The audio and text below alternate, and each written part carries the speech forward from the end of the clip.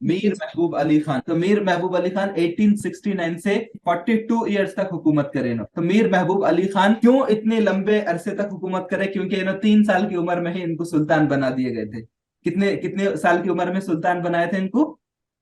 3 साल की उम्र। जी। 3 साल। तो पहले होता था, लेकिन याद रखिए, एक अकेला जो है कम उम्र का सुल्तान पूरी हुकूमत नहीं चला सकता। उसके लिए क्या करना पड़ता, एक ऑफिसर को जो है मुकर्रर करते, उनको एडवाइस करते थे, उनको एक तरह से उन्होंने जो है सब कुछ होते थे। उसके लिए एक वर्ड यूज होता, रेजेंट। क्या बोलते हैं इसको इंग्लिश में? रेजेंट का रीजेंट। मतलब ऐसा मुशीर जिनको इन्हों मशवरा दे रहे। उन्हों जो है जब कम सिन या नाबालिग रहते, तो उस वक्त इन्हों ही सब कुछ रहते। तो जो सालार जंग अव्वल जिनका हम नाम ले रहे, क्या नाम बोले उनका? मीर तुराब अली। जब 3 साल के सुल्तान को एडवाइस कर रहे थे, 3 साल का तो कोई समझदारी रहती, 3 साल के बच्चे को नहीं रहती। तो जब हैदराबाद के रूलर 1869 में बन गए, तो बाद में इन्होंने जाके बहुत सारे लैंग्वेजेस सीखे थे, वो अलग बात है। लेकिन सालार जंग अव्वल जो है उनके मुशीर आला थे, और सब कुछ गवर्नमेंट को रन करते थे। तो इन्हों क्या करे थे, एडमिनिस्ट्रेशन की पूरी रिस्पॉन्सिबिलिटी संभाले थे सालार जंग अव्वल। और इनके दौर में ही सालार जंग अव्वल क्या करे थे, कई एडमिनिस्ट्रेटिव रिफॉर्म्स लाए थे।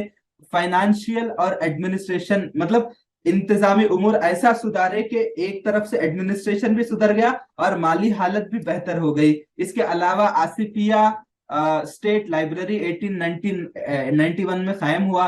मदरसा आलिया बोल के है एबिट्स में, वो भी कायम हुआ, आज भी है ये। और निजाम कॉलेज ये भी है वहीं उसी इलाके में बशीरबाग में। और महबूबिया गर्ल्स स्कूल ये भी जो है गन फाउंड्री एबिट्स के पास है। ये सारी चीजें एक ही जगह पे है, आसिफिया लाइब्रेरी अफजलगंज में है।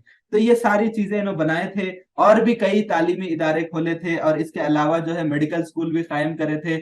और इनके कारनामों को देखते हुए 1885 में क्वीन विक्टोरिया क्या करे थे, इनको grand commander star of India थे। मीर महबूब अली खान को भी सेम, ऑलमोस्ट सेम टाइटल दिए थे। और इन्हों भी जो है 46 ईयर्स की उम्र में इनका इंतकाल हो गया था। ठीक है। तो सालार जंग चूंकि सारी जिम्मेदारियां अदा करते थे, तो उनको फ्रीडम था।